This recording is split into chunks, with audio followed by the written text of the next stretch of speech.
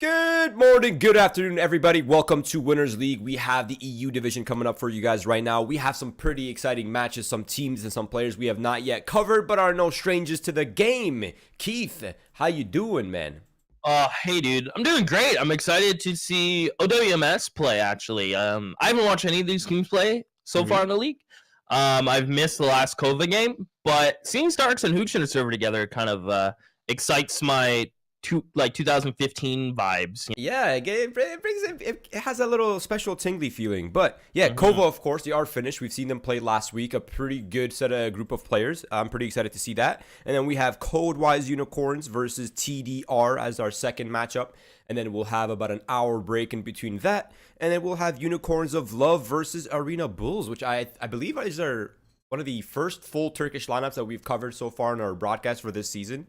And pretty excited for that. So yeah, we have a great set of matches. I think we're almost ready to jump into the server. We already have the ninth round underway. It is Train, if you are wondering. And I have to say, I'm a little bit worried for KOVA because I am scared to play CIS teams on Train, Keith. Yeah, not only CIS teams on Train, typically Starks on Train is kind of nuts. So I'm excited to see if he's going to be able to throw it back and do well. And it looks like OWmS is going to start CT side, so that's not ideal what KOVA wanted. I'm pretty sure they wanted to win that. Yeah, we can just go ahead and jump straight into the game here. Any takeaways or anything you're looking for in this game, Roy, or is it kind of up in the air as to who's really gonna step up?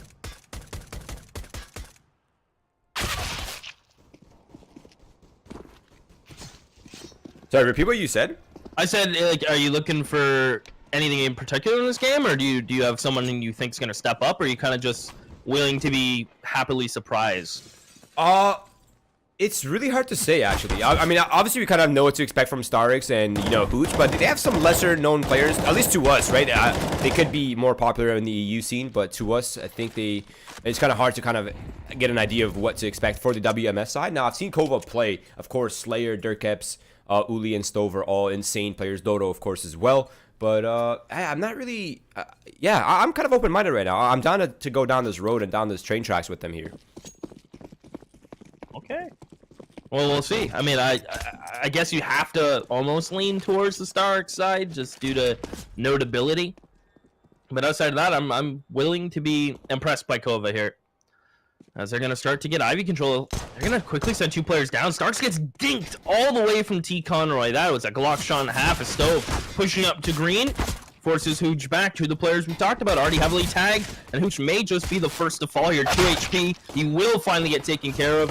Dirkeps is going to turn around and deal with the ladder player. Bomb goes down. And it is a 4v3. And look at the HP on OWmS. Yeah, this is definitely a struggle right now. Artist is one shot from death, and Shelfie actually has no armor, so aim punch might be a little bit hard to deal with. He's already been taken down, and there it is, Uli cleaning up. And I have to say, I really like the buy from KOVA. They just went for the double P250 drop. They didn't even get much utility with that. And the crazy thing to me is, somehow KOVA got out T-Con by getting tapped. Typically a USP will be posted on that, right, from Z or get boosted or somewhere where they have an advantageous position. And Starks was left to dry at Ivy, which is something you rarely see, where a player T-Con gushes him and makes him not be able to contest Ivy. So KOVA, I like the pistol, aggression, and that's not going to stop. They'll send Stove out, but with the AK, he only gets one. That's not ideal. And now they know it's a fake, I think, at this point. Shafley should have called what's happening here. Yeah, I think they did. Well, close enough. Sure. Shelfie. We'll go with Shelfie.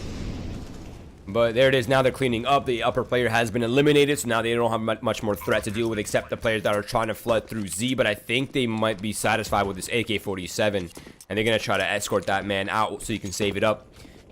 And I imagine the players with the pistols might look for an exit kill at some point, or they might just look to avoid getting farmed up by the SMGs. Either way, viable play, but an AK-47 for free, that is always... You always take those, Keith. I'm interested to see, I understand what KOVA were going for, right? Someone guy out on utility, one flash, get the AK out, get a E-box. Surprised they didn't do that with an SMG. Just get the SMG because the AK wanted to go get a kill, run the ladder, go to B. But it's an expensive gun down. But again, with KOVA keeping 4 up, I don't think they're really bothered. I'd imagine they're going to try to get a bonus round out of this. Now, OWMS has a chance to get an op on the board, and that's exactly what you're going to do. Anarchiz is just going to straight up drop the AK. Shafley is playing B, so maybe he'll get the gun. He can buy full utility, but an op right away in first rifle is not so bad. Hard to do. Yeah, definitely for the third round. And they have double AUGs as well on top of that. So, I mean, I think they're pretty comfortable with the kind of buy that they have up against double SMGs here for KOVA, who look like they want to go very aggressively towards that B site. And StarX might be in trouble. He has definitely been spotted, so he'll have to use some of that utility to slow them down so they don't flood into the B site before his teammate at least can, you know, make their way over and help him out. But now he's there. Now he has that backup. And KOVA, it looks like they're still set on this B site, Keith. This is about to get bloody. Yeah, Stove's getting close. I think he's just waiting for a pop flash. Shelfie is pushed into ladder, so he'll be able to hear this. But it's a straight-out B execute. Good read from the offer of Anarchiz rotating over early. Starts, only gets one. Good flashes over from KOVA. But Hooch is still standing. He's back sight. He's in Summit, and he's going to almost get burned alive. The bullets claim him. But he can rotate from OWMS. They get one, and Shafley's actually able to sneak through the smoke. He doesn't get spotted from the upper player, but Dodo, he has something to say about that. Gets one. They know he's stuck on sight, but they don't know where the other one is. The flash gives that away. Artist is only able to paint one kill, Roy, and it's all on the glass cannon op. This is going to be difficult. Yeah, he has no kit. I think he might be able to pick one up. There, he's picked it up, and Uli just peeks out just a little bit prematurely. Gives the opportunity away to Anarchiz, and there it is. Gives up his life around for OWMS. Not as clean as they would like, and with the bomb plan, they might be slightly in trouble here. Let's get a quick look at the money. Yeah, I think OWMS's buy is going to be worse. Yeah, I 100% agree with that. Okay, shape it up like that. Well, yeah, it's pretty even, I'd say then. Yeah, I agree with that. The SG is kind of like a mini op in some ways, right? Most players just use it long range one taps. They don't really actually go for the full spray, so essentially like a sort of like a downgraded op in some ways. Yeah, and with only having like 2 mollies on the CT side, I'd say KOVA are set up nicely because everyone has a smoke. They're going to apply some IV pressure. Just a nice spread default. Nothing fancy. 2-1-2, Roy. Pretty safe default, unless a T-con pressure comes out. But that's the whole idea of having 2 players IV, then you can pressure IV. So KOVA are playing it relatively textbook. Yeah, and again, they're probably aware of the fact that the CT side is limited on the amount of utility they have, right? One player alive usually means very limited in terms of utility. So let's spread out across the map, get that utility out of their hands. That way we open up the entire map if we want to execute B. If we want to split on the A site, OWMS will have nothing really to work with. Well, KOVA lining up some smokes top ladder. It's like they're going to pop down ladder and out T-con with the bomb, or it's all a ruse, Roy. And it is exactly that. Utility outside. Can OWMS get this information that it's a ruse? Can they get the information that it's a fake and rotate over in time to help StarX? It looks like they're going to be a little bit late, so they will be out on the bomb site before rotates come in.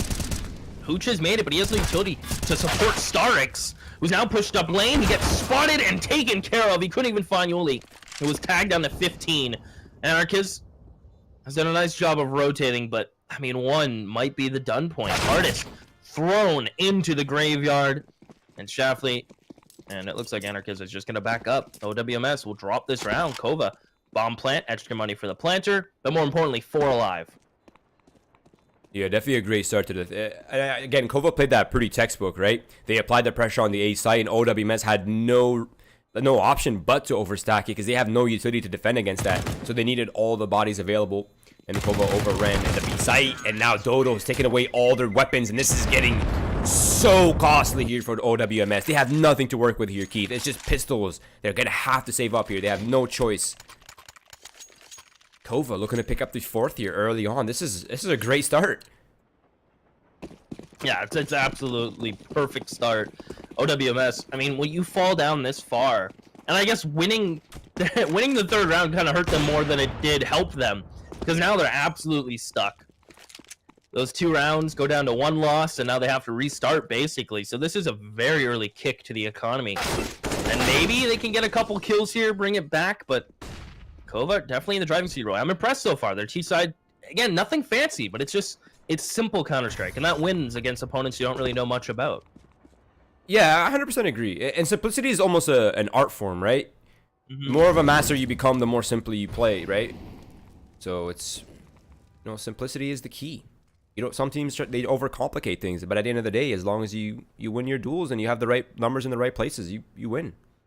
Counter-Strike can be easily overcomplicated. But sure. it's great to see when it's like, if you can understand everything, it's being played correctly. Yeah, and look at this though. They're walking into straight into a stack. Dirt caps from above. There's still 2 players, I suppose, that have not been checked yet. Starix now the last player alive right here, but he's Uli turns around last second, spots him. Sneaky Starix. And it's just down to Artist and Anarchist, and I don't imagine they'll be getting much out of this, but it looks like Anarchist might be looking for that economic damage. Not sure how I feel about that. I feel like it's better saved up, but regardless, it's KOVA picking up the 4th round on the board.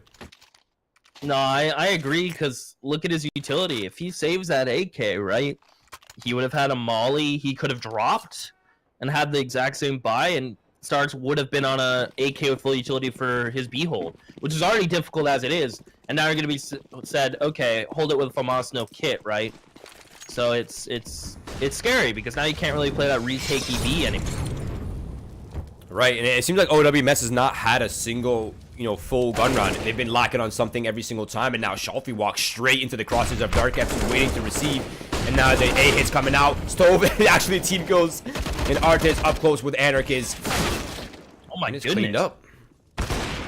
The Ogg's doing work. It's all on Dodo. I don't know if he's a bird, but he's gonna try to fly and pick up this round away, Roy. He needs a couple shots here and there. Good molly towards Sandwich. Posted up. They're gonna try to get aggressive with the flash. He's simply gonna fall back. Anarchist gives chase. And they realize, yeah, we probably shouldn't push past this threshold. But he peeks into him. Yeah, that was a scary peek, though. they gave him so many opportunities. Yeah. He wasn't able to capitalize off a single one of those opportunities, but they gave him the round. They presented it. Wow, that was risky. But they have 3 players alive, and that's all that matters, Keith. Yep. The op now comes out. Starx is set up as comfortable as can be for this B-hold now.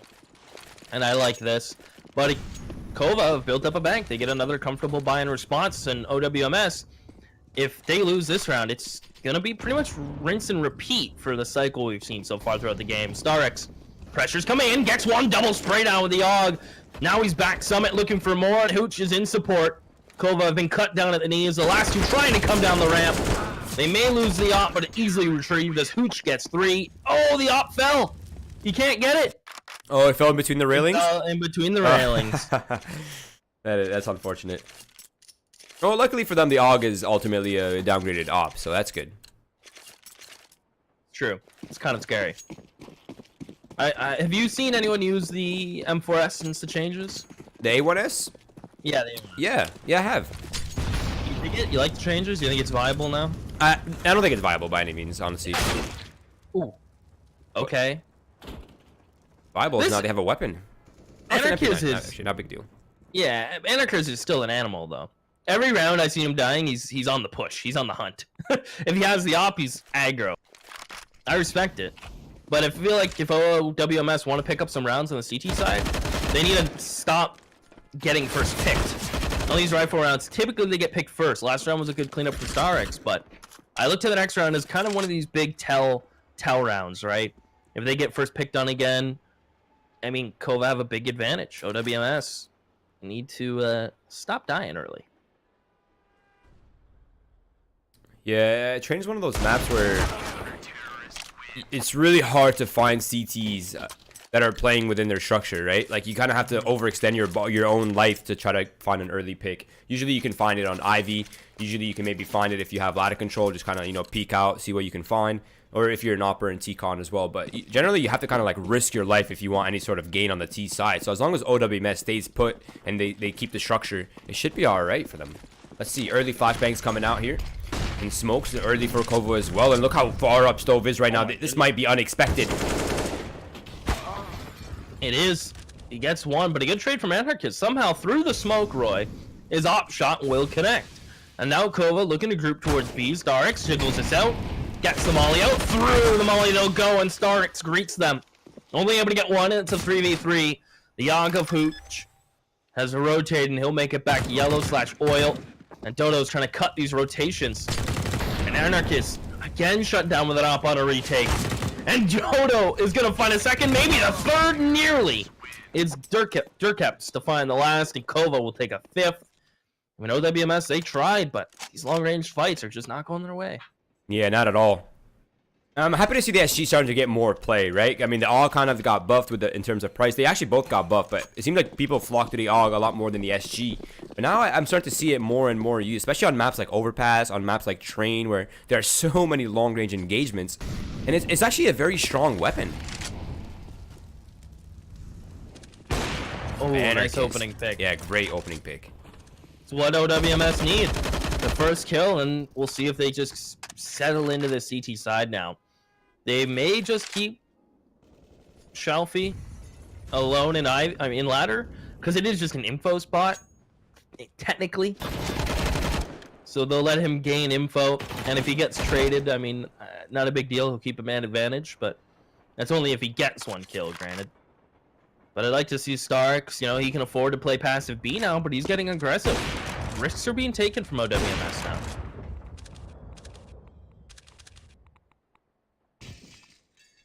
Okay, slowly but surely. I like Stark's position right now. It's a little bit, maybe even over risky in some aspects, but now he has full control of Brown Hall, so that allows the defense to remain strong and remain intact towards the A site. So actually, KOVA's in trouble as long as they don't take away Brown Halls. And they have that player inside ladder as well, so Shelfie's just going to maintain that position. That essentially cuts the ability for KOVA to split on the A site down to only 2, and that's Ivy and Seacon. Now the flashbang's coming out, perfectly placed, and Artist and Anarchist both find kills, and Shelfie from ladder finds one, and Artist from all the way back, he finds another. So there it is, OWMS. I think they have finally stabilized, Keith.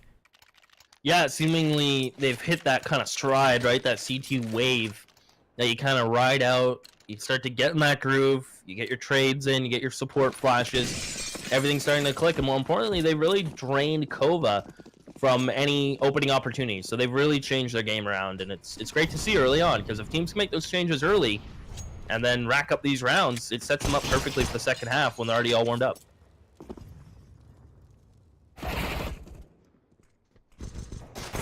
And this is the round right here. This is the ability to get it out of the black hole of economics. Oh, Slayer. Oh, he's going for it. He's going for it. Run, Slayer. There's no way, right? Nah, there's literally no way. Shut down. I respect the attempt, though. I respect the attempt. He knew there was no escape. And Dodo really wanted to help, but he's like, damn, I'm going to walk. Maybe I'll get a kill. And then he got turned on. But here comes the buy. No op for the side of KOVA. I mean, the SG, as you said, budget, but they haven't really had any op prowess on their side unless they pick it up from OWMS. Yeah. And look how scary now OWMS's buy is, right? They have the 4 scope, like pretty much all 5 scope weapons, and op and 4 AUGs, full utility now. They have full kits. So this has just got infinitely harder for KOVA. Now they were playing on medium difficulty before, but now it's on like hard difficulty. Good nade onto Shelfie.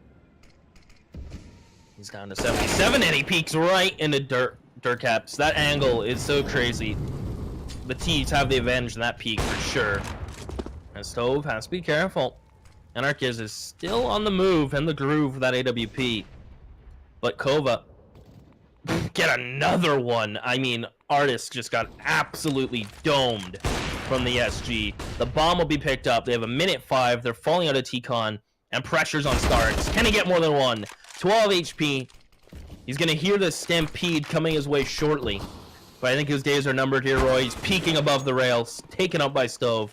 And that B site is as free as can be. Yeah, I'm surprised he lingered around. He wasn't healthy, nearly healthy enough to contest that. But Anarchist, he spots a feet and he takes one down. That Slayer gone down, but there's a player above him gaining so much ground and he's not aware of it. And Stove shuts him down, cooks him out of the room, and it's down to Hooch now. 1 versus 2, rotating in the Z connector. Position not yet compromised, but they seem to be sort of aware of which direction he's coming from. Now he's definitely been spotted. A Dink only doing 10 damage though. That's interesting.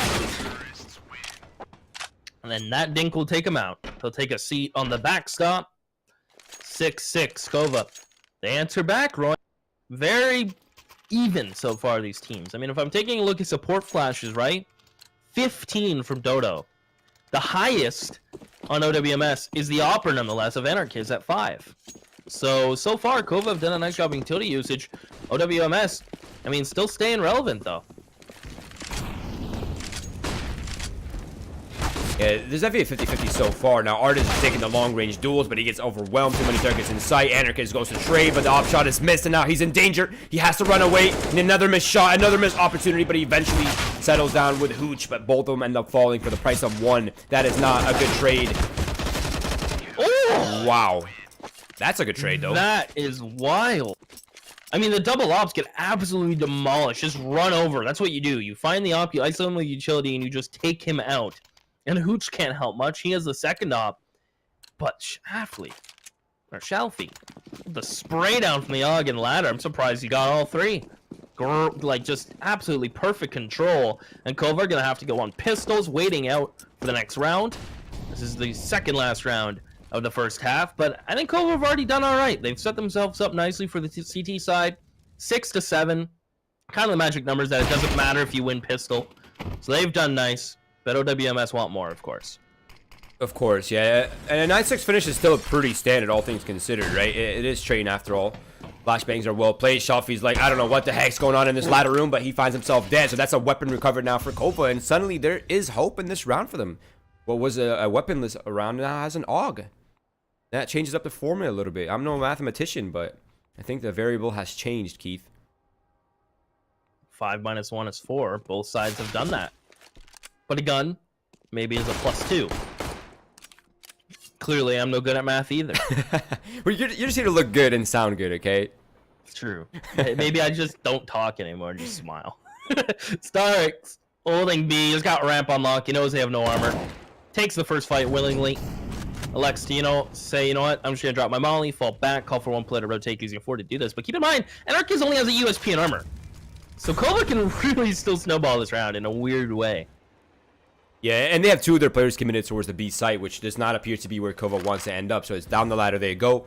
And Artist and Anarchist, the double A's of the squad, they are towards the outer corridor. That they've started to spot players here to try to spot some presence. They find one. Anarchist gets shut down on site, which leaves Artist by himself towards Hell. But Hooch, rotating out of Z, able to find one, but immediately taken down by Slayer. And the bomb could go down here. That would reset the timer. Are they going to get a plan? Artist pushes up the USP. Will the plan come through? No. No money. And that would have helped come utility, but I think it's still a full buy for KOVA no matter what. But if that round's that close, I mean, there's hope here for KOVA. In the final round of the first half, Anarchist has been impressive with the AWP, getting his first picks. And you know what? Although Starks only has 6 kills, props to him on staying alive, knowing when to get control towards Upper Brown. He's been a critical part in controlling the rotations for OWmS. Wow, what a nade. That over red? Yeah. Jeez. That applies so much pressure now on these A players because they really can't take the same kind of risk they were hoping to take early on. It seems like a passive setup already. They have a player towards Z, a couple players towards the bomb site. They have 3 players towards the bomb site. And they're going to go for the counter nade stack. I like that. But Slayer, he finds Artist through the smoke on Ivy. That's a massive drop off. Oh. Wow. While blind Anarchist is not missing Starix. He decides to take matters in his own hands. Upper Brown, I was mentioning, he knows when to get aggressive, and he punishes this time around. KOVA, from looking great to having players stuck on bomb sites, completely stuck in A, and then killing that Ivy player, to now being down a man, and looking kind of out of it. They're going to head towards B. Shalfie is in ladder. And he's going to have all these sound cues. And Starks only has a flash to hold this, so I'm surprised they're not cheating one more over. Like, I'm surprised they're not giving up ladder or some sort of control. As KOVA will drop utility, and we'll see if Shalfie wants a quick rotate up ladder and see who's going to challenge that. Oh, yeah, he's already making some space here. Starix goes out wide, gets one, and burns a lot. Now Shalfie from behind finds Dark Eps, and it's all down to Slayer now in a 1 versus 3. He's getting overwhelmed on sight, but Anarchist from above with the scope weapon eliminates him, and it is 9-6 finish. A pretty good half, all things considered, for both of these teams, Keith. Yeah, it's perfect. I mean, it's perfectly ideal. You take a look at Anarchist's utility damage, 156.5 is not so shabby. Then again, if you look at utility effectiveness, flash effectiveness, you kind of got to give it to KOVA. So if that continues on the CT side, they may be granted some nice opening picks and some favorable duels across the map. But I think they've set themselves up for a very brawly second half. I feel it. I feel it also. Now, KOVA, they've had a good T side. It could have been a better finish, yeah, maybe, but overall, pretty good T side. Let's see if they can do it on the defense now. They spotted some presence towards Brown Halls, and they're moving back. They want to take the long range engagements, and wow, Dodo's already been gushed down. That kit, if it falls upper, that's going to be hard to retrieve.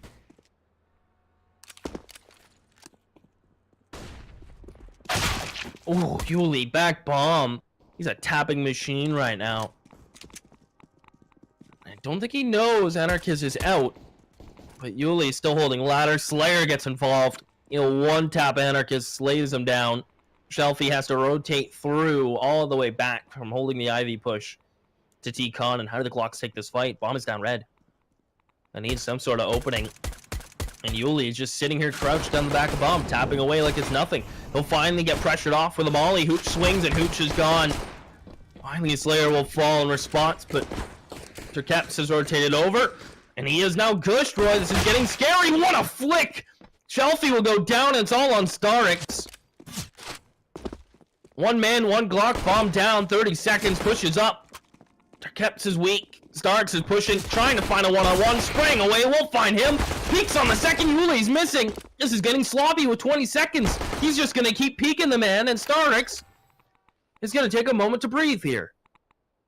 Rightfully so. I mean, this has been a very chaotic round, but Uli's playing ring around the rosy right now, keeping Starix kind of guessing as to where he is, and oh, he's so close to death, and there it is. Uli, the tap god. This man has looked so calm and collected in this very important round, and he secures it for his team. 9-7, a crucial round picked up by KOVA, and they're off to a good start on the CT side, Keith. Looking great. The ideal start for them right now. They do have utility, so KOVA can play the distance game. But with Shelfie having double flashes, to me, it sounds like let's overwhelm Terkeps, whose nade is just absolutely chunky. The flashes come out, the flashes miss, and Terkeps says thank you. Starks even kills himself to a sidearm, and call it a 4K for Terkeps. I think he's our... Yeah, you know what? We'll give it to him. We'll give it to him. Although he did get denied, which is the real high IQ play from Starix right there. No SMG money for him. Actually, wait, I think if you suicide, you actually feed the highest kill reward, right? To the enemy team. So somebody else got that $600 reward. Yeah, whoever had the assist on his death, I think. Regardless, OWmS, they have the AK-47s now, although they are limited slightly on the amount of utility. At least they have high firepower. Now, KOVA, they're going to go for the sort of a bonus round. They have the SMGs, double MP9s, and ump in the hands of Slayer. A Moss for Stove, Uli with the only high firepower weapon here. See how it goes down. It seems like they want to go aggressive. They know they have weak firepower on the CT side, so they want control to compensate, and it seems to be working out well. Actually, maybe not so well now. Yeah, Starks has been just a pain in the butt from KOVA. He walks out upper brown, forces the player backside to move, and lets his teammate kill him when he jumps up on lane to escape. Starks is continuing to apply pressure to Z, but this is all just a fake for the most part. They'll leave Hooch. He's hoping they push deep into him, but he's trying to create more space, trying to create awkwardness, but KOVA are not buying it. Yuli gets boosted up. They spot bomb now. Hooch gets taken care of, and now there's a molly on the bomb. Yuli comes through a smoke, sprays one down, and it's all an Anarchist. He only knows where one player is, but he's lost track of Stove, and I mean, can you blame him? Yeah, it's going to be hard to predict. It's all going to come down to timing, but from behind, Stove finds it, and KOVA secure a round. I have to say, though, Uli is looking like a god right now. Everything he's doing is working out perfectly. The trades, the shots, is all lining up. Decision-making and fragging power lining up is a beautiful thing to watch, and it seems to be working out beautifully for KOVA right now on the CT side, and they have tied it up 9-9.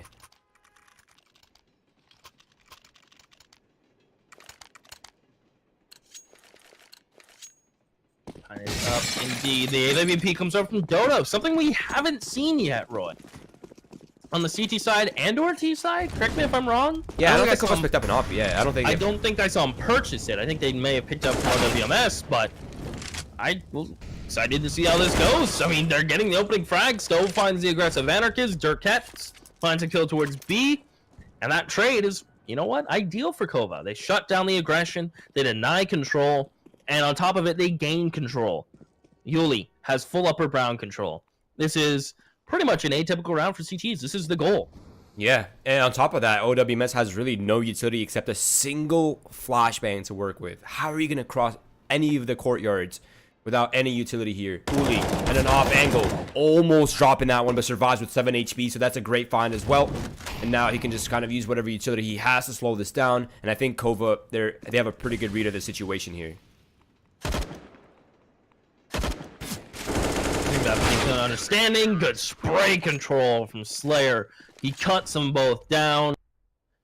10-9, and it's gonna be a little bit of an awkward round from OWmS. I'd suspect hitting that max loss now, it'll be like a half investment. They can afford to drop down to 19 or 1800. And I'm surprised more of them aren't investing in armor, considering and/or upgraded pistols. I mean, I think it's worth it. You really can't spend all the money next round. Yeah, I kind of agree with that. Oh my god, look at that. Wow. Everything KOVA's doing right now on the CT side is just flawless, it seems. It seems like nothing they do is going wrong for them. Yeah, it seems like they can't make mistakes right now. The trades are on point. Their reaction times to situations seems to be pretty much on point.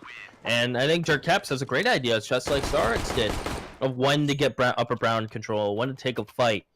And I'm excited to see now that the rifles are out, maybe he elects to play more passive, or maybe now he calls for Dota to come help him out. The versatility towards B, the changing of pace, yeah, is something that I love right now from KOVA. It's found success, and more importantly, as I said, what Starks has done well is dictating rotations. Yeah, they are doing pretty well playing dynamically, aren't they? Now it seems like it's a bit of a pressure towards the Brown Halls for OWmS, while they actually look to gain control of Ivy early on. Now, also a side note, while we're in a default part of the round right here, while this is a bit slower pace than normal. Wait, Stove, what are you doing, Stove? Oh, that is so risky, but it plans out. Look at this, man. They cannot make any mistakes. Everything they're doing is just working perfectly. Oh, there we go. Not only does the risk reward happen for them, Dodo just peeks Ivy willy-nilly. But do they know Anarchist has snuck out? I think they heard the scope, but do they know he's Olaf? That I don't know about, but they're going to start to push up. If Anarchist gets a kill, he needs Shelfie to jump out. Good flick from Dodo. I wish I saw this off on the T side. Slayer pushing up, holding mouse win. One gets the last two. 12 for KOVA. OWmS look flat. A pop that's been left open for the last couple days. Yeah, I mean, KOVA just looking really sharp right now. I mean, like I said, everything they're doing seems to be working out for them perfectly. OWmS, though, they still have a lot of money left over. And this was the point that I was going to touch on before is I actually don't hate the Glock no armor round, even with the max loss bonus, because look at Hooch and Starix now. They have over 5 point something thousand, so they can double full buy with full utility 2 rounds in a row. That's actually kind of interesting. Kind of creepy. I mean, I don't know what the answer is from OWmS. I feel like they're getting caught off guard by the, not gimmicky things, but like, I guess what Stove did last round was kind of gimmicky, but they keep getting caught off guard by that. And did you mention the kills on KOVA? 15, 15, 14, 13, 15. Yeah, that's a team effort, right? It can't get any more of a team effort than that. And they're not even empty kills either, right? It seems like most of these players are finding, very impactful moments in different parts of the game. So it seems like KOVA right now is just on point. Yeah, if you don't have anybody at the 1 kill per round, but you don't even need that kind of stat if your whole team is firing. They're definitely firing. The utility from OWmS will get tossed early. Sandwich smoke to allow him to get out, but a counter one from Yuli, which allows him to play right in the middle and hold Sandwich. He's banking on someone running out Olaf. As Artis catches out Durkeps, they run through the molly, and Durkeps goes down. Stove gets a kill on the rotate. That's ideal. They're on the B site and they're pushing forward. Nades thrown towards Z, may hurt Dodo. They actually miss, and Dodo, does he spot Artis? He does! Removes his head. How expecting are they going to be, though, of Anarchist's position? He gets one, but cannot escape. The Molly forces him out. Yuli finds Upper B player, and it's all on Starix. A 1v3 now, Roy, and he's stuck in Summit, naded, and shot in the ankle, the Achilles heel. And KOVA will take 13. Wow. Wow. I have to say, I'm very impressed with this Finnish lineup. I mean, we've seen them play before. At least I've seen them play before, and they look sharp. But this is a whole new level, right? This is a upwards trend, and they're not playing against strangers to the game, right? Starix considered to be one of the masterminds.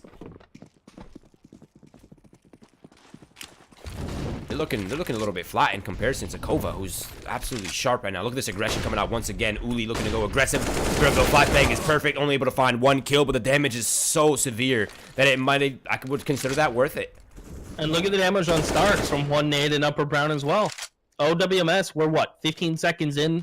We're tied four men to each, but the HP is so different that KOVA won the opening little skirmishes, regardless of numbers remaining. Yeah, definitely, I would agree with that. Now OWmS, they didn't really gain much for what they lost. So now it looks like they're gonna group back up towards the brown halls, where they pretty much the only control they have exists. But I am a little bit worried because ladder control does belong to KOVA, so that means instant flank potential. With a man down, it'll be hard to watch that flank until sight is established. So if the timing is right, I don't know, Keith. It's gonna really come down to Dirtcaps in my opinion here. If he finds one and survives, it's pretty much GG for this round. Not only that, Slayer's already here with his AK. He gets caught though. His butt peeks through the smoke. Your Caps is dancing around the site. They have to wide swing on him. And yeah, he gets nothing. Roy Artis finds the headshot. Dodo is still stuck back. See, as the smoke fades, he'll start peeking out. But I think this one's all in the bag, and it's looking like it. OWmS hit double digits. And thanks to their good first half performance, they've set themselves up to still not be too far away. Like, if you look at the score, you wouldn't think KOVA has won the last 7 rounds in a row. But that's what we're sitting at. So only being 3 rounds behind after losing 7 in a row, they attributed that to their CT side. Yeah, I was a little surprised to see KOVA give up their ladder position. I mean, the flanks have been the flank clears have been working exceptionally well for them. I'm surprised they just gave that up this round. Now Dodo looking to go aggressive with the AWP, looking to find the early pick, and early pick he finds. What an angle! What a shot by Dodo! And they have the man advantage early on. No trade potential, and that grenade is well placed to Artis, so that's half his health already gone. And Dodo, he's controlling this round.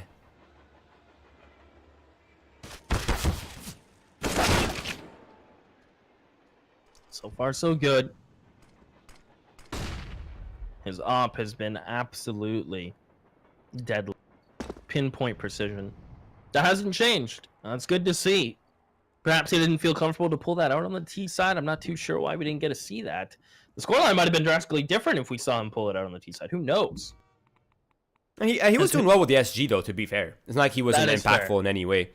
Now Dodo's posted up with AWP, looking to find that frag, but that angle always favors the T side, and it's found out. So it's Uli, Slayer, and Stove looking to hold down the A split, but it's actually not even so much a split. It's just a one-pronged attack from Ivy. All 3 players in this direction, and Uli's just holding for that boost. So comfortable waiting for it. Might have been too easy to predict, and it's down with a 2-man disadvantage here for OWmS as they look to claw their way back in here. Well, Slayer stuck in sandwich, jumping top green. He'll find the head of Shelfie. Hooch alone dropped 14 from KOVA. 1 saving grace from OWmS as they got cash. They'll get the yacht back out, but they need someone to step up. They're getting out traded, and that's where KOVA's strength is right now. Every player is hitting the shots they need.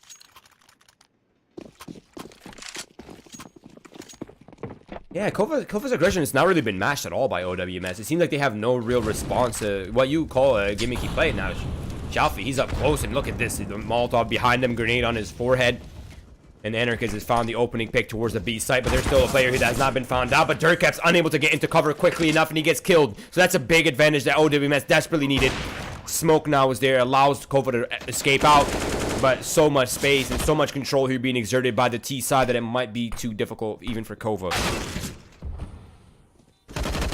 Yeah, I don't think Slayer's gonna be able to get this done unless he's able to sneak in and get the chief fuse. That's the only way. And Hooch doesn't have money to go for this, but he knows that the more money he ticks away, the easier this half's gonna get. Even with the loss bonus starting to accumulate from KOVA.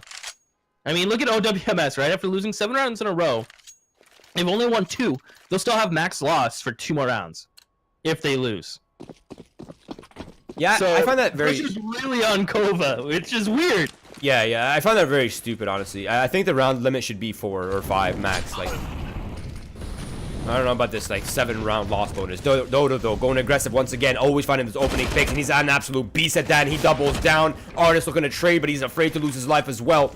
And KOVA is off to the good start right here. Shalfie being kind of pressured down with utility as well. And KOVA, they're now in a comfortable situation to close out this round, what could be probably the most important round of the game so far.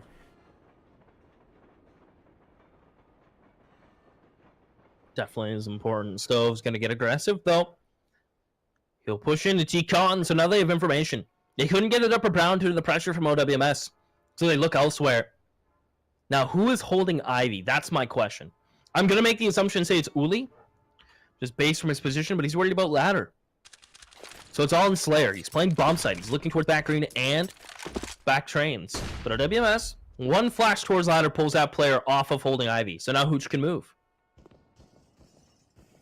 Oh, he's really the contingency plan, but Stove is so aggressive. He finds the kill onto Artist, and he's located the bomb. Hooch, though, from that lurk position outside of Ivy finds one, and Stove just comes out the ladder and says, no, this is my courtyard. And it's all down to Shalfie now, 1 versus 4. Surely this is impossible, right, Keith? I would think so. But he has to win the first 2-3 duels cleanly, not what will happen. And Dodo gets a 3rd on the round. 15 from KOVA. I mean, they have just been excellent, Roy. I mean, their T side was enough, but the CT side has been quick trades, controlling the pace, which is hard to do on train, but they've done it in an elegant...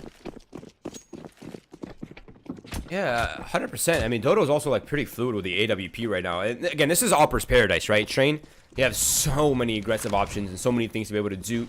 And now, once again, they're setting up for an aggressive round halls hold. Slayer finds the opening pick. Players are burning inside the ladder room, and their grenades will do further damage. And they brought Artist, and Anarchist down. Stove, unable to be cleared out from the sandwich position, finds one, but from above, Anarchist trades him out. So they have some space to work with now, but there still is a player up close and personal, and that's Slayer. But he only has 4 bullets, Keith. Oh, man. Dodo, though, he gets involved. Starix, E-Box and traded. 16 from KOVA. They were all impressive. If I had to pick one player, I'd say Dodo really came alive on that CT side. And that's by a slim margin. Everyone played well. But Dodo with the op, controlling the map, holding down these long angles, and knowing when to, I mean, being very dynamic from pushing up or brown to playing the ramp to helping get ladder control, from Ivy to jumping top red. That man was all over the place. Yeah. An opera that can bounce and be successful in a bunch of different positions across the map is one to be feared. Absolutely. I mean, it was like a jungle gym for him, right? He was kind of like on the swings, on the slide. He's kind of all over the place, finding kills too. That's kind of like the tricky part. Like, yeah, it's easy to roam around with AWP, but always finding the frags consistently, that takes expertise, and expertise has been shown by not only Dodo but KOVA as well. The Finnish lineup looking absolutely solid against the CIS team OWmS. But that is the conclusion of the first match for us, Keith. We do have a second one coming up. It is going to be Code-Wise Unicorns. Not to be confused with the other Unicorns, Unicorns of Love. This is the Polish lineup versus ex-TDR, I believe. I think they are no longer with TDR, but I have to confirm that. But that is coming up for us in about 10 minutes or so, guys. So stay tuned. Also, if you haven't done so, please follow our socials. That is Twitch, Twitter, and Facebook, as well as Keith's and mine down below right here. Those are our ads on Twitter. We would appreciate your support. And we'll be back in about 10 minutes. Stay tuned.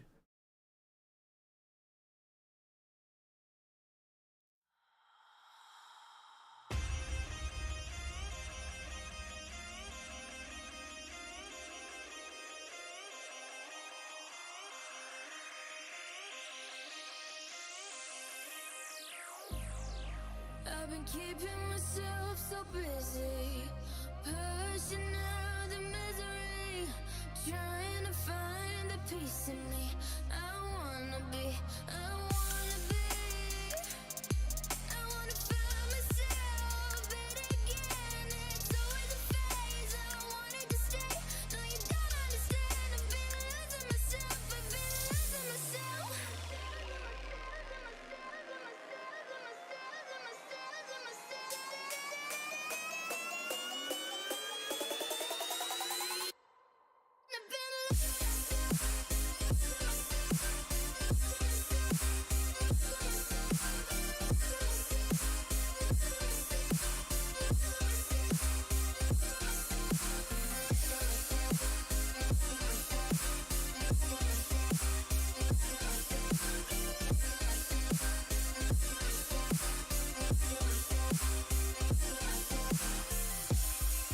I've been keeping myself so busy, pushing out the misery, trying to find the peace in me.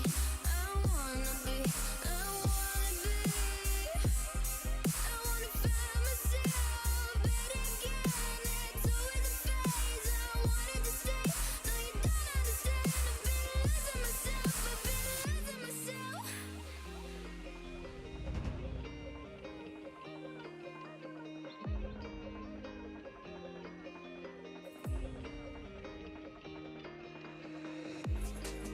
I've been keeping myself so busy, pushing out the misery, trying to find the peace in me.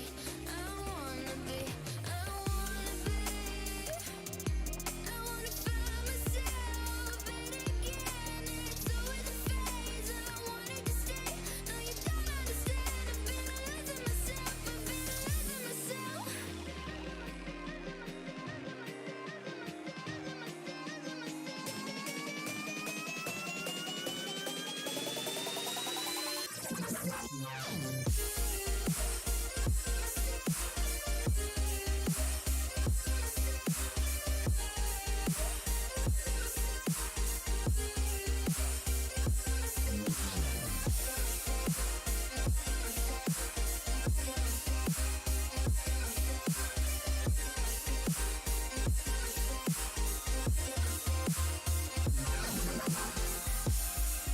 I've been keeping myself so busy, pushing out the misery, trying to find the peace in me. I wanna be, I wanna find myself, but again, it's always a phase. I wanted to stay, no, you don't understand. I've been losing myself, I've been losing myself. So purely, I'm pushing myself to the edge, not letting go away. Been testing myself by the worst. I've been pushing my mind to the most. I've been loving the people around me, but I'm so paranoid, I'm so paranoid, yeah.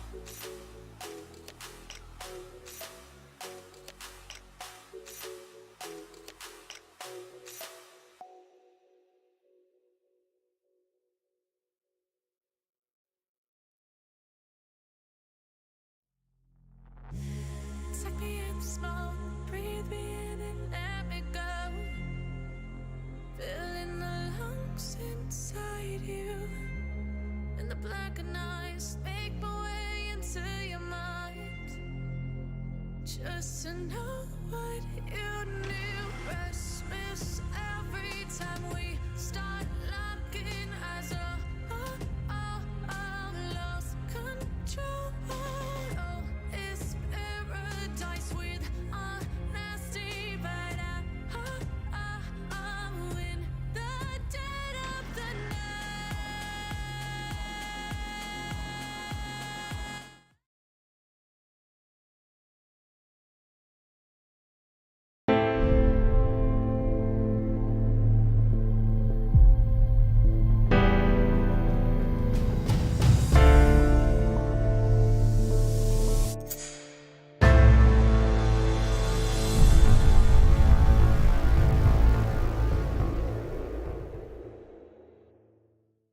Welcome back. We have a pretty exciting matchup, and I think we're almost ready to go ahead and jump into the action. So we're going to do this quickly, Keith. You ready? This is going to be surgical.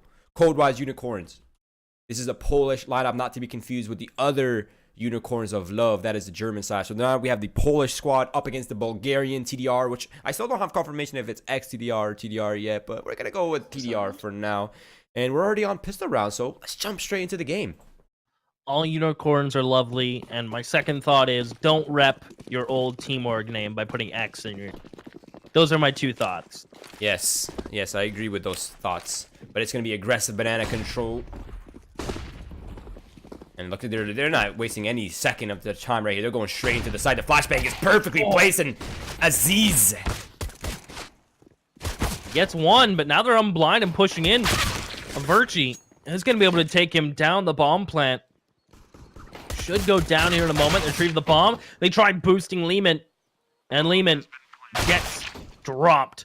It's Critty, your face, and well, Critty is able to get one. This bomb plan is starting to fall apart as MinQ gets dropped. It's all on Patrick. No, this is Patrick in a 1v2. He has armor and HP. MDN is lit, and so is Mickey. Gonna try to get him the bomb. It's perfectly planted. Patrick takes a headshot. One bullet will find MDM, who has the kit. But Patrick is playing this perfectly. Counts down to 4. Will wide swing and takes the round. TDR, or should I say XTDR, will take the pistol round. Yeah, and what a clutch as well. He got that healthy player first, which helped him out a lot. But also, Crit Your Face reminds me of like the World of Warcraft, like the random arena names for the teams, where just like they would have like the most random names, like Crit Your Face, or just like they'll just come up with like the most obscure, names. But XTDR looking sharp on that round. Code-wise Unicorns, it looked like they had some hope in that round, but it was all shut down in the 1 versus 2. So, Code-wise Unicorns looking for the pick up the deagle, or at least a single one, and it's already been taken away. Now the utility is coming out, and that's doing a lot of damage and isolating these targets on Banana. And it might be XTDR picking up a quick round. Hate to be that guy, Roy, but I never really got into WoW. It's okay, man. It's not like a necessity to be cool or anything in the modern day. If it was, I'd be failing. But I like Counter-Strike, so I mean, that's got to count for at least 1/3 of my coolness. Yeah, and you're good looking, so that's like another 1/3. So you're already 2/3 cool. Sick. I'll take that 2/3, and I'll make it work. Unicorns. I'll fight for banana control, spraying down. Pop-Off is almost getting popped off. I mean, he's lit, down to 36 HP. He wanted to keep that train going with his Mac 10 instead. Elects to run all the way back to T-spawn. Unfortunately, you can't run to spawn and heal. So he is just going to try to hold banana control as Unicorns still have 3 players towards B. This is a long commitment for that. Yeah, that banana control might have overstayed their welcome just a little too long, but I don't think XTDR is aware of this fact just yet. So, Unicode-wise, Unicorns will be able to get their hoofs in the right places at the right time. And it looks like they want to go for aggressive control, and the first pick comes out. It's going to be Lehman, and I think MDN might have just overstayed his welcome, and now XTDR has the confidence to hit this A site, but Lehman up close and personal, only finding one, and Oxygen with the long range finds the other, and that's A site open now, Keith. I haven't seen an ump do that in about a year or so, but he makes it work gorgeously. Zizzy coming in through mid. The FAMAS wins that fight. Virgie will fall. And look at the HP on Pop-Off and Oxygen. Things may go sour here for them. As Oxygen is holding the smoke. Crit Your Face comes through, gets his teammate. It's all on Oxygen. He's very tagged. A good flash. We'll find full blind to Zizzy, who's stuck at default, but Oxygen is so low. He taps the bomb, trying to bait out Oxygen. Taps it again. Oxygen is just dancing. His shadow gives a lot away somehow, as if he hasn't found it. And there's no time now. Oxygen has done it. Wow, what a standoff there. I can't believe he didn't get spread through the pillar. That pillar, you know, damage can be dealt through it. Wait, not the whole pillar though.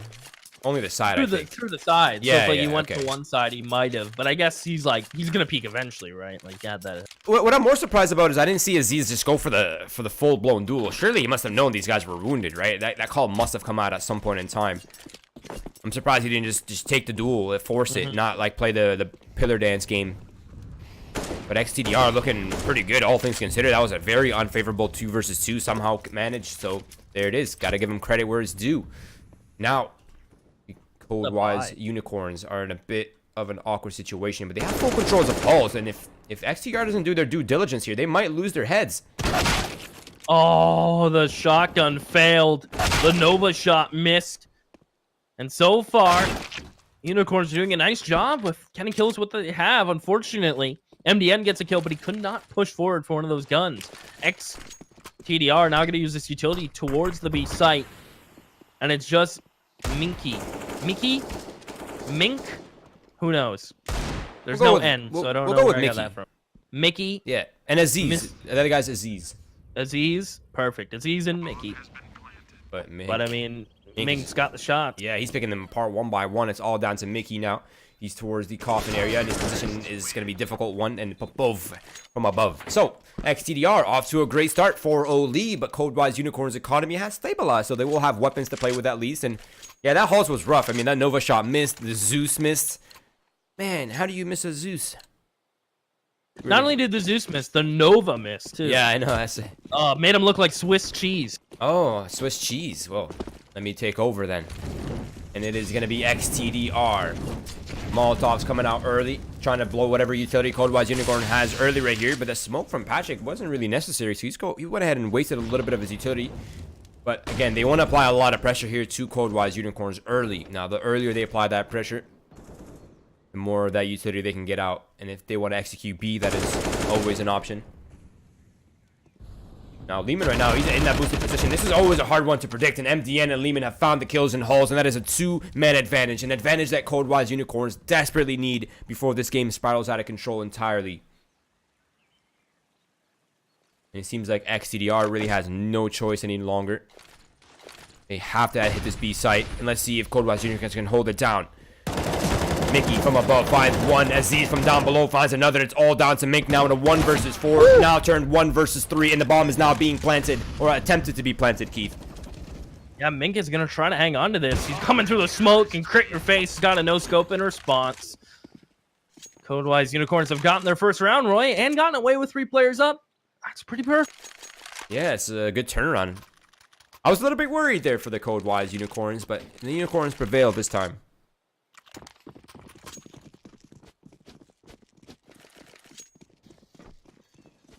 And XTDR's economy, yeah, they had a big lead early, but I mean, their economy is by no means healthy. And this is their final investment. This is pretty much the final investment for both of these squads, actually. Crit your face, looking to find a headshot early on, and he goes for the shot, and somehow the bullet lands in between 4 players. Wow. Keith Misses them all, and the trades are going TDR's way. They're able to trade their way into the site, Roy. And if I was Unicorns here, I would just say, you know what, this round's over.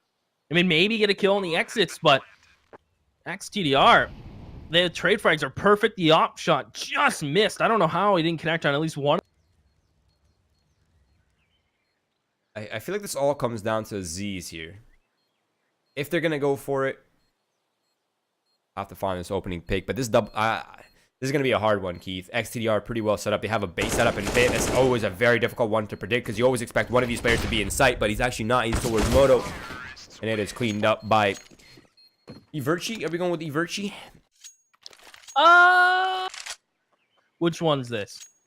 That's Everchi. Oh, the Popov. No, there's Popov, and there's Patrick, there's Oxygen, and then Everchi. Iverchi. Yeah, We'll call him Ivy. Ivy sounds cool. That sounds badass. Ivy? Yeah, it does sound pretty cool. I have to ask these players how they want their names pronounced later on. Well, we know Oxygen.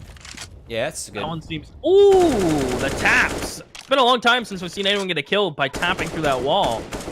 And MDM goes down. Lehman trying to get out, and Oxygen gets punished, Roy. He stuck around and kept tapping for way too long. Yeah, that's a telltale sign, right? You're giving away your exact position. You're going to allow Lehman to do this to you. He's going to take that every single time. But now XCDR losing control towards A and alt mid. I think their hand is forced here. I think they'll have to hit this B site where there are 2 players and a third is on the way. So if they're not quick enough and if they're not clean enough, this could get messy. Pop off. Will clear boost. Finds the Zizzy. Lehman gets tagged now. He's going to ask for the boost. Can he get one more? That's his third on 13 HP. He falls back. But through the smoke, Mink, well, he's got an answer to all the questions. Now, unless Kurt's got a deagle through the smoke, bomb will go down. And Lehman, he's looking for his 4th, Roy. This AUG has been deadly throughout the round, and he's going to get it. It's all on Mink. Lehman's on for the ace. Yeah, and they have a kid as well, so this is very much possible now in a 2 versus 1. They're going to use Kurt Your Face for that information to figure out where Mink is. But the problem is Lehman is not nearly healthy enough for this duel, and it's definitely favoring Mink. And Mink comes out on top. So a round is secured after all things are considered. And XTDR back on track, a 6-1 lead. Pretty comfortable so far on the T side. Yeah, Lehman desperately needed that headshot. Didn't come through. And you're right, they're sitting pretty. And okay, Unicorn. I mean, wise decision, go for the double op, but very expensive considering how this game has been. Yeah, let's see what they're up to with it. So they have one op towards Banana, of course, pretty standard, and the other op is towards Arch, also pretty standard. But it seems like they do want to contest Boiler and Bracket early here, which is a good decision. Gives them a lot of information, gives them a lot of control and the pick potential if they want it early, but also, of course, comes at a risk, right? You want to go for picks, you could also lose your life. Lehman about to get mollied out. Does he push forward or fall back? He goes with the fall back option. And Oxygen, one man gets full A hulls. Risky, but he's done it. And he's calling for the double peek. They'll both peek. And Ivy will find 2 of them. He'll walk away unscathed and happy as Mickey has to hold down Banana by himself, Roy. And he's in a position where pretty much it's a one and done. I don't think he's going to escape if they double peek him here towards. Well, yeah, that's the whole thing, right? Is they're not aware of this position either, so they're not ready for the trade and for the one and done. There it is. Now, Mickey finds a perfect timing, and he's already reset the AWP. And there it is. The second kill comes out. And that's now the advantage belonging to the code-wise Unicorns. 3 versus 2. A lot of time left on the clock, so if they want to reroute, but it has to be done now. But it seems like they will be committing to that B site. Well, I like it. I mean, he made no noise that entire round, did Mickey. I don't think he fired his op until they started to push. And now they're looking back towards mid. 17 seconds. They have to overwhelm. They have to push. Crit Your Face has an op, and he's on a site. Not the best position, but if he gets one, even just kills the bomb planner, he'll win the round. Yeah, this is so across. One comes through. Yeah, gets one. Bomb plant going down. Knife is out. He's connecting with it. Bomb goes down, but he gets the knife. So, I mean, sure. Hey, they're happy with that. That's a lot of money. Okay. Let me assess the money situation here. XTDR, they don't have much to work with. If they want to force up right here, it's going to be a broken purchase overall. They're not going to have much. I think this might just be upgraded pistols, maybe light armor on some of the players, maybe a little bit of utility. I don't think this is a buy otherwise. Yeah, they're going to go for the pistols. So there it is. Okay. Code-wise Unicorns, the double ops where you're critiquing it, but the expensive taste comes with good rewards. I'm all a fan for double ops, and I guess, it's one of those things where I was critiquing it because it's expensive, but at the same time, they won the round, so it's kind of like a counter to my critique. But as long as you play the double ops accordingly, they have no complaints. And it lets them lock down B with one player if they wish, which I think the most notable reference I have is Steel from NA. Really good at being just a solo B player with the op on him. And so far, Mickey's shown you he's got that as well.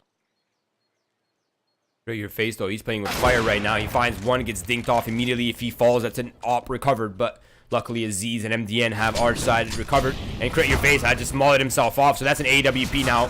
But Lehman is not letting them have it. He's guarding it. And a wise decision at that. Could even say code-wise.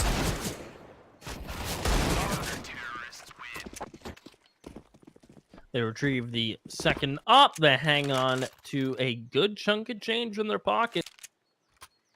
The mercenaries get paid at the end of that round. And XTDR, they get an op of their own. It's out on Mink. And he's going to have to be aggressive with it. Opping on the T-side of Inferno is not the easiest map to do it. I'd say this is the hardest map to op on T-side. As Mink will find the opening duel. I mean, if they're handed to you like that, it's perfect. But if you're funneled into brackets, funneled in banana to try to use your op, it becomes a lot more difficult. And Mickey, though, finds Pop Off. He falls all the way back. And we're back to, like, the first duels, basically. We're evened out. Yeah.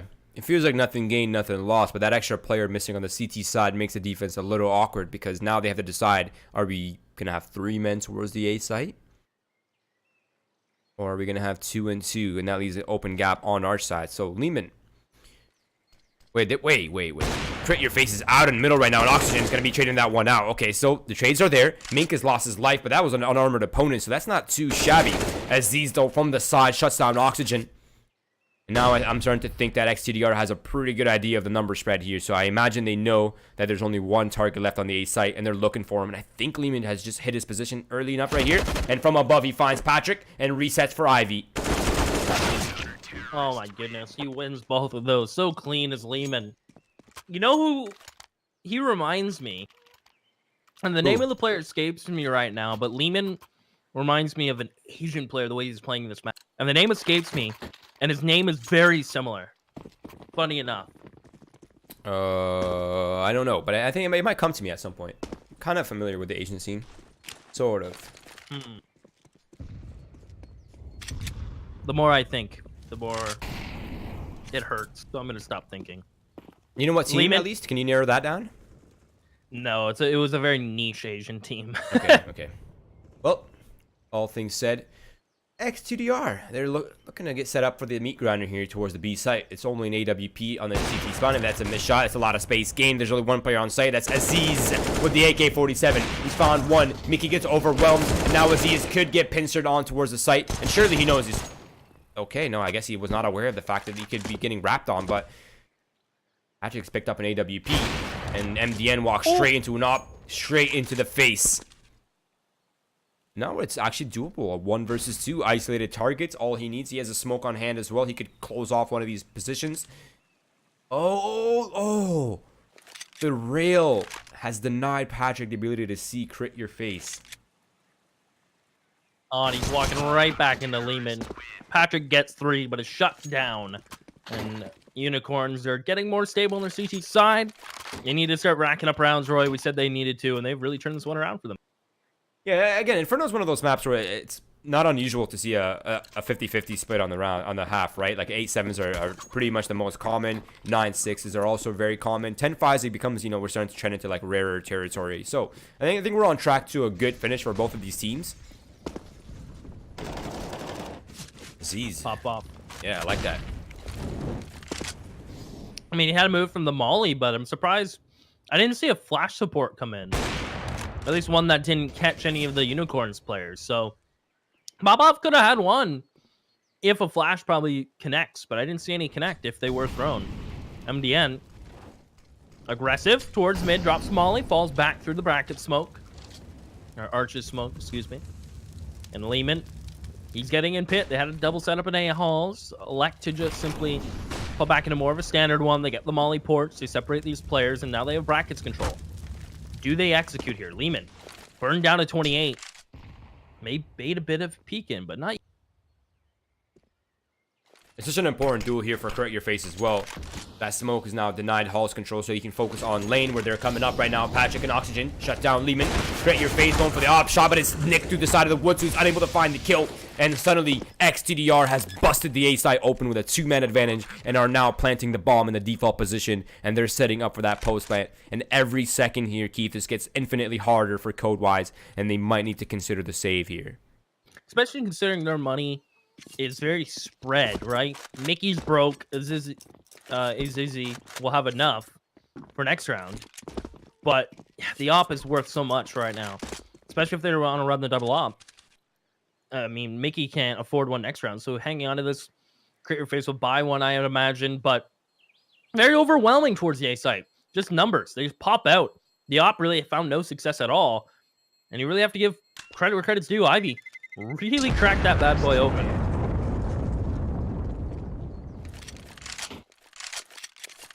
We're starting to tread into danger territory here for KOVA. This is their final investment right here. They're fully invested up. As soon as they buy up here, it'll be all their money gone. And if they lose this round, the KOVA that is, that might be a 10-5 finish for XTDR. And that's a pretty dangerous finish. Oh, that's for sure. So pressure is starting to mount. And they do actually go into this double op. Mickey's been great with it. Crit Your Face has had ample of opportunities to find a pick with his and no success. Mickey tries to challenge. He gets dropped. As Izzy eats some nades here as they're just trying to isolate this Sandbags player. And code-wise, well, they've pulled a rotation. One extra player towards B. And now TDR are going to take brackets control. Crit Your Face, there's the pick I needed. He repeats for a second. Lehman through the smoke. One of his own. Can't get the second. As Ivy is coming out of balcony. And now they own the A site. 2v2, full health and utility for XTDR. Yeah, that was a great pinch. It looked like it was about to spiral out of control there for the XTDR. But somehow they've clawed it back and turned it into a 2 versus 2. Now the bomb is planted in the corner of the site. And Aziz and MDN, the amount of time they're taking, XTDR could be anywhere. Now they have to figure out their positions first. The flashbang's coming out. That's going to buy them some space, but that Molotov will deny the split take, and it'll just be MDN from Halls working by himself until that Molly fades. Patrick takes damage. Ivy given room, and it's all on Izzy dancing around with Patrick, and he's got a kit, and he knows where the bomb is. Code-wise will barely pull this one out.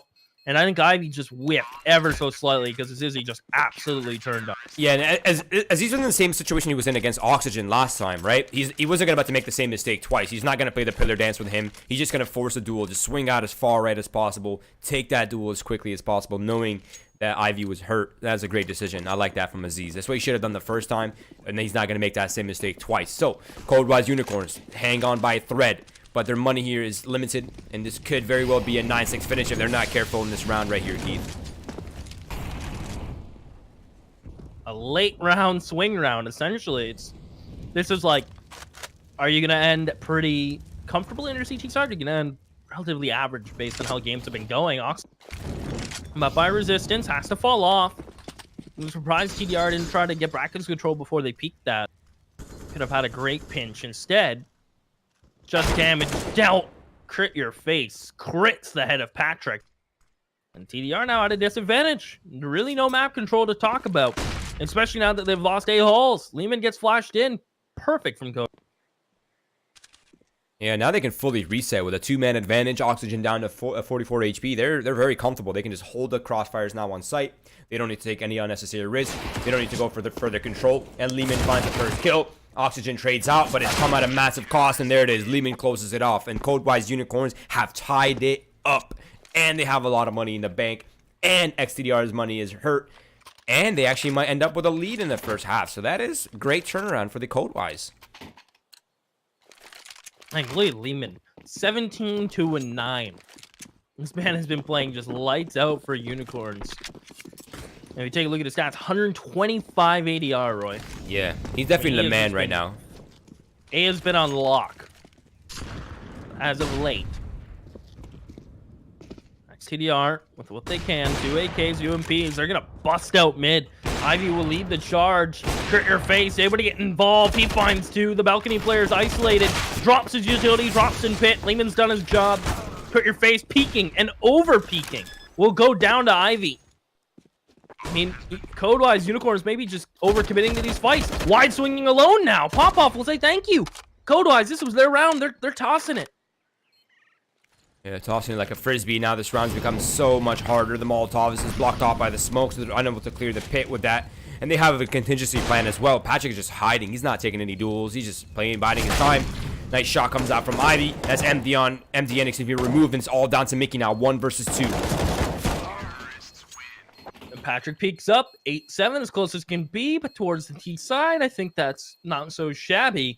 I mean, from the way this the way this half started to the way this half ends, you can certainly say Lehman is a big contributing factor, as so is Azizi, and they're starting to pull this back. So they've shaped themselves up nicely. Pistol really doesn't have that much weight. I mean, pistols are always great to get, but this one in particular, not so much on the line. It's still momentum, though, right? Oh, of course. Pistol rounds are always infinitely important, especially on a map like Inferno, where if you win that pistol on the T side and you win the first gun round, you're just so far ahead in economy. It becomes like so much harder for the CT side. So crit your face, taking some damage early. 2 sets of utility here for the Code-wise Unicorns as well. So I think the bomb is making its way over towards Banana. So I think they are intending to attack this part of the map. But there is a trap here from XTDR, and they're really ready to contest this. The double stack and crit your face peeking behind it. They get one, they have to drop off the stack to find the second. But without the bomb, Code-wise don't wanna push this. They'll take their USPs and they'll take their man advantage. And just as I say that, pop off. I mean, look how far up Azizi was towards A. Is there any reason for that? Oxygen gets one, falls back. He's still living, spins around, and Lehman gets body. And it's all an MDN, Roy. This round just shouldn't have played out like this. Yeah, Code-wise Unicorn just spreading away and like kind of just feeding away their advantage for free to XTDR. And now suddenly it's all down to MDN. And not only that, but he has no armor at all. Every single shot from the USP is going to be chunking him. And the aim punch. That's going to be a tough one, Keith. But MDN, at least he's choosing the right site. But Oxygen, I think he's very wise. And I don't know if that's Oxygen, actually. Excuse me, that's... Who's in Halls? Oh, it's okay. Popov, sorry. Yeah, he's smart. He's just playing it out, biding his time. He's going to retake from Halls. MDN has really no escape from sight, so he's pincered into the site here. And it should be a surgical removing here from TDR. MDN gets out and he goes. Well, think about going to Boiler, but he's going to wrap around. He's planning for the wrap, but if Oxygen just pushes up and gets a bomb, but he peeks around and Oxygen. Shows you why you need that to live. At least XTDR do. He pushes Banana, gets a kill, flips around, and finds Lehman. Hit Lehman so hard he has to restart his game. Crashes his video game. Too fast of a peak. This is a game and a half, though. I mean, even with the lead that XTDR has right now, even with the pistol, it's still so hard for me to really decide in my mind who's going to come out on top here. It's really difficult.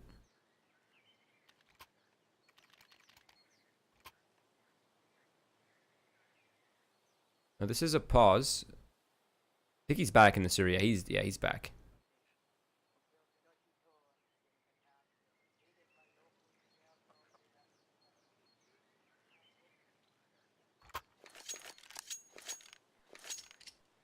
And with that bomb plan, I think it's just going to be Code-wise Unicorns picking up upgraded pistols here at most. Maybe a bit of... No.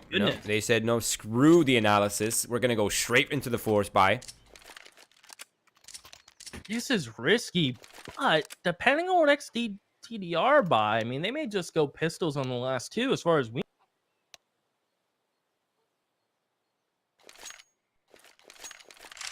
There's a double deagle on players who drop the AKs.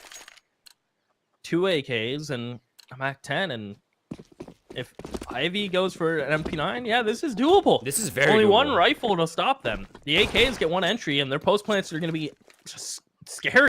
Yeah, and not only that, but Code-wise Unicorns is popping off their Glock, so XTDR is probably under the impression that they're saving, so they might play overly aggressive, and by the time they realize that Code-wise Unicorns has guns, it might be too late. But look at that nade. Ouch. I think that came zooming down mid, or was that a banana one? Banana one, type into T-spawn. Lehman peeked right as the smoke bloomed, and it bloomed perfectly for him to have basically a one-way on Ivy.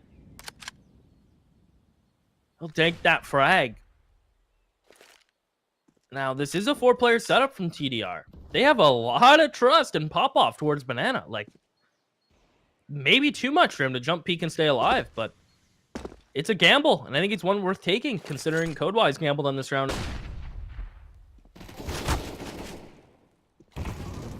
Okay, Okay, Patrick, that's a great find. That can be a free weapon upgrade as well as one of the rifles taken away from the KOVA Unicorns. But yeah, I mean, Popov can remain here for as long as he wants. He still has that smoke up.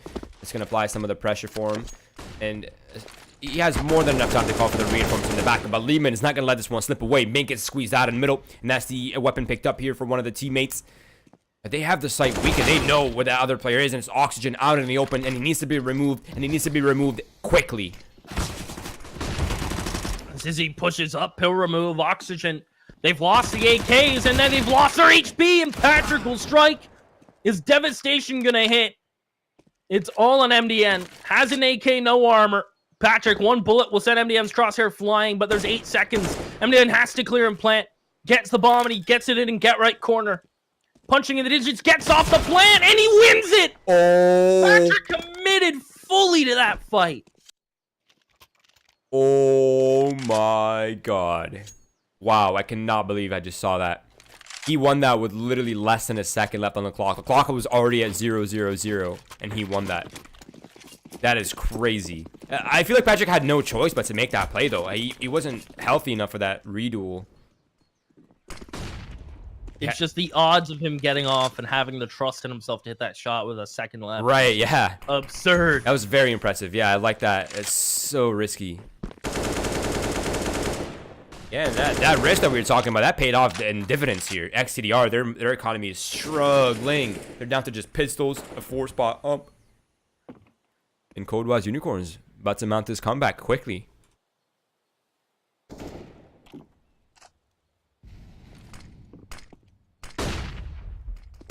More and more likely. Patrick is jiggling towards spawn. MDN slowly walks up, pop up. That nade is going to pop right above their heads, and look at that.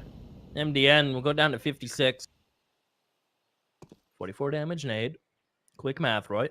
Getting better at it. Hey. Unless I'm wrong, in which case, oops. No, you're right. You're right. You got this one. Yeah. Nice. Now, Face. there's one aspect of this run that's a little bit weird right now for the XTDR side. They have obviously the downgraded firepower. It's just pistols, CZ's Deagle for Popov, and of course for Patrick, who has pretty much the only utility as well. But they're playing so passive that they actually have no information to what KOVA is up to, and now they're about to get overwhelmed on sight. Oxygen gets one, gets the AK. He's up in Ninja, and it's all on him to hold it, and he can't get another. Crit Your Face is run back down around Banana and finds Mink. Bomb goes down. This retake, I mean, is it worth pressuring? I mean, I guess you really don't have anything to look. Crit Your Face? Okay. He was just like 2 pixels above his head and refused to aim this down. And now Lehman and Mickey, they're holding it down. Lehman finds the first one. That's Popov. And of course, Patrick's position is now compromised, so they are ready for this. And this has just got very difficult for Patrick. The pillar dance. 3 HP gets one. Lehman needs to peek if he's going to lose this. And right now he is just playing it smart, hiding around default. Patrick pushes up. There was a chance, but it's gone. 9-9, we will stand. And the money on the XTDR, well, it's diminished from that run, Roy. They're going to have to take a little bit of a break. Yeah, the economy is not standing. It's sitting down. It needs to rest.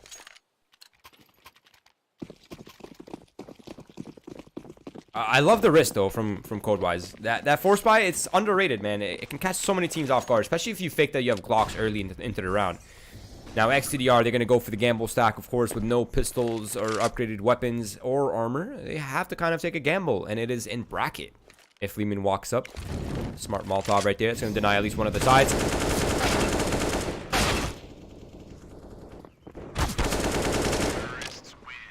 And it goes as planned, I think. Yeah? Didn't really see that going any other way.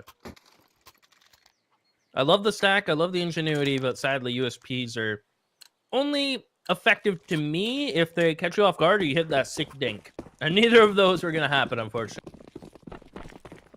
Code-wise, have that under control. 3 AKs come out with the 2 MAC-10s, and they're just training this all the way up in Anaroy. This is going to be...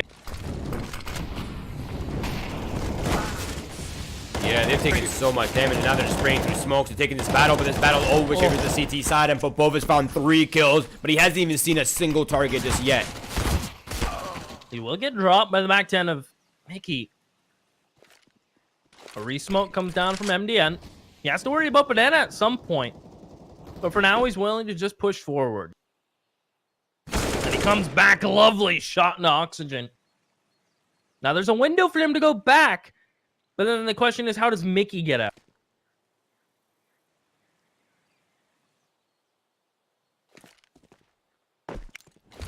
MDN with the classic Molotov and down middle. Try to pull some attention away from XTDR, and it seems to be working. Ivy's taking the bait.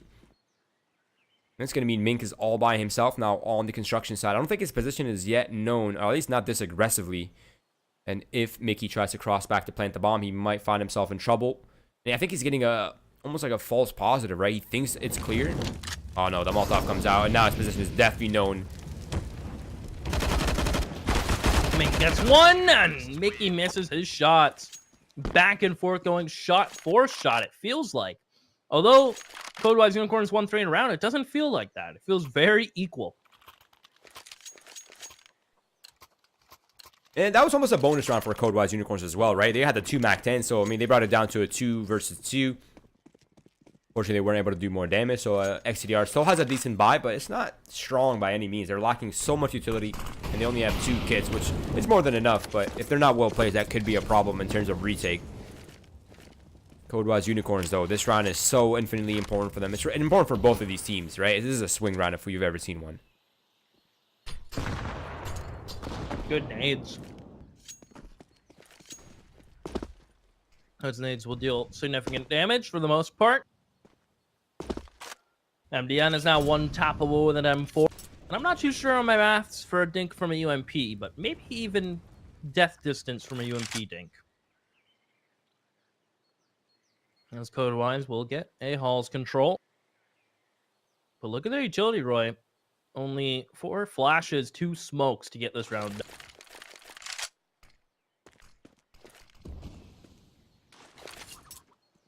Bracket control, Code-wise Unicorns, of course, is a pretty standard part of the map, but they're a little bit behind schedule in terms of bracket control. 45 seconds left on the clock. XTDR, once again, playing in the dark. Something that they haven't really been able to maneuver well on the CT side, but it's not even going to matter because Popov is just finding picks for them with the AUG.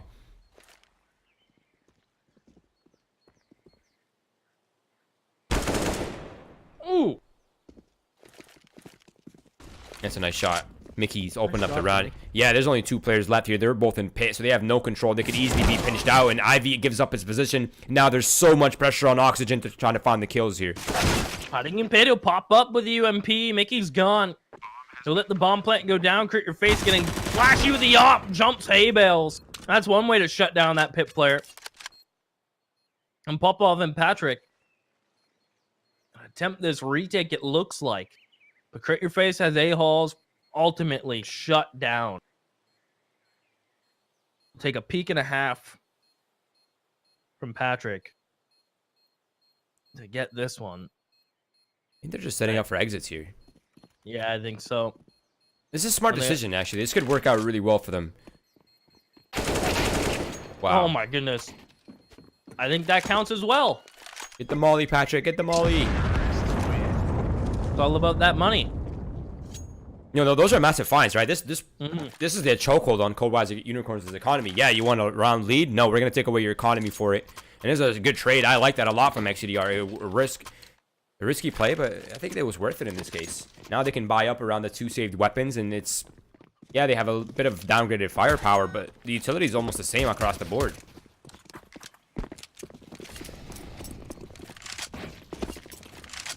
Code-wise, running it up alt mid. Looks like they're going to get a Hall's control, and it could be a quick pop. Oxygen. That's an interesting nade.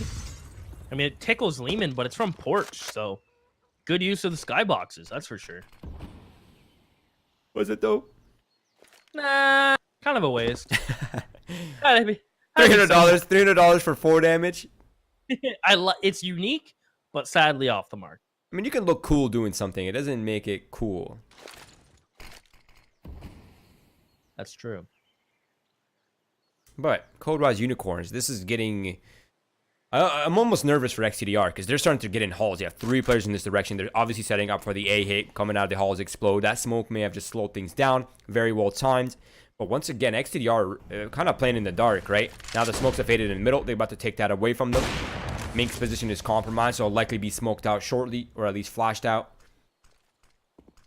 But really, the prong of attack is Halls, and that's going to come down to that. Okay, face finds Ivy. Oxygen bottom. Hey, only able to get one. Traded out immediately. They have to run through smokes, and it's just Patrick on site with a UMP. They should trade this out. Mickey, through the smoke, finds out of Patrick, and it's all on pop-off. Rotating as quick as the low legs can take him, but immediately turning around, doing a Oh, yeah, he's out of there. He's not looking to win this round anymore. He's just looking to do more damage to keep the economy low and honest for code-wise. But I have to say, I'm a little bit nervous for XTDR right now. They're looking a little bit flat on the CT side.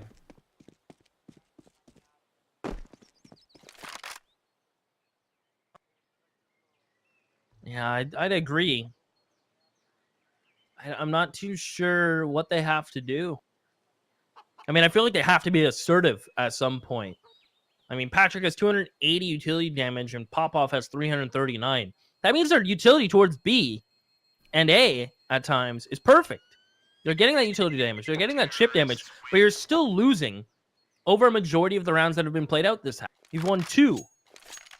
Wow. Code-wise have won 5. I feel like maybe a banana control round.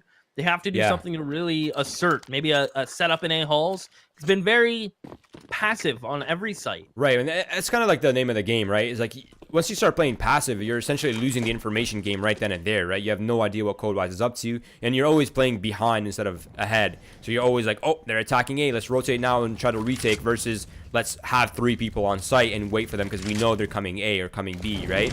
And that's not been a luxury that XCDR has had, but that's ultimately because they're opting to play more conservatively than assertively.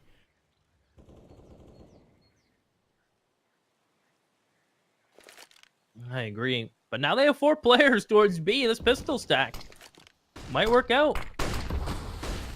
Utility comes running in. They'll send MDN in first. He'll spray down Oxygen. Gets a dink off, and they will be able to find 1. But code-wise, counted 3 players. They're assuming there's more, and they're falling towards A because the information gained from Azizi tells them the A side is free. So it looks like code-wise we'll get a 13th at minimal damage, just a MAC 10. Aziz.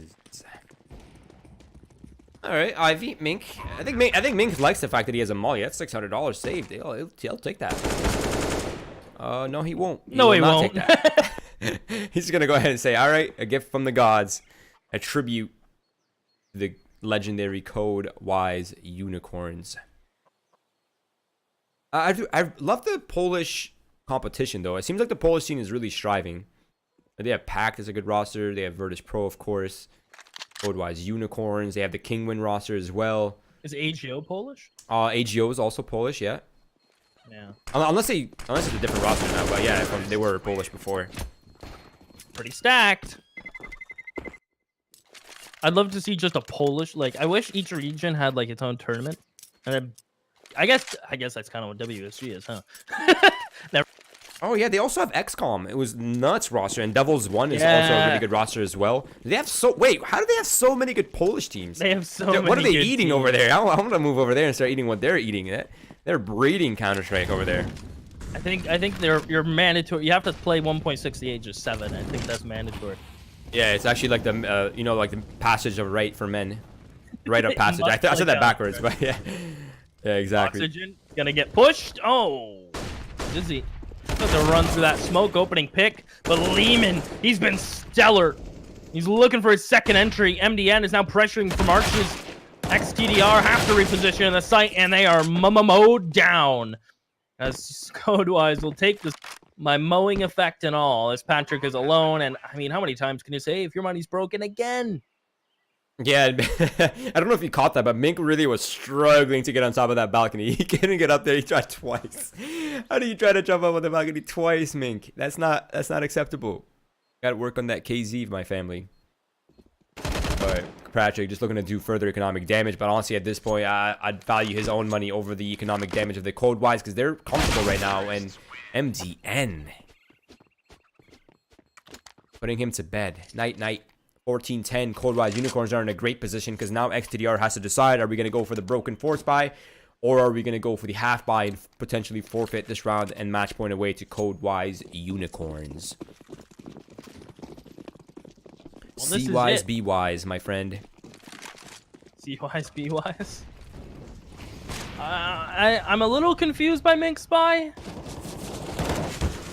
Kind of confused. Are you more confused now? Yeah, I'm extra confused. Let's get him to peek mid with no support. And if he doesn't give that M4 to someone on A site, Roy, I'm gonna pull my hair.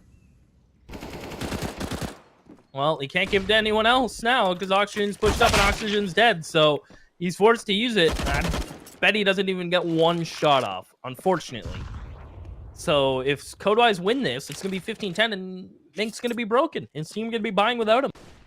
And look at KOVA, man. They're just playing ahead, right? Like they've applied a lot of pressure on the A site. They found Popov, which I'm sure they're aware of is actually the B anchor. So now they have even more confidence to enter the B site. And once again, KOVA Unicorns is playing ahead while XTDR is playing from behind. And their force buys are not worth it. They're not really able to get much out of it.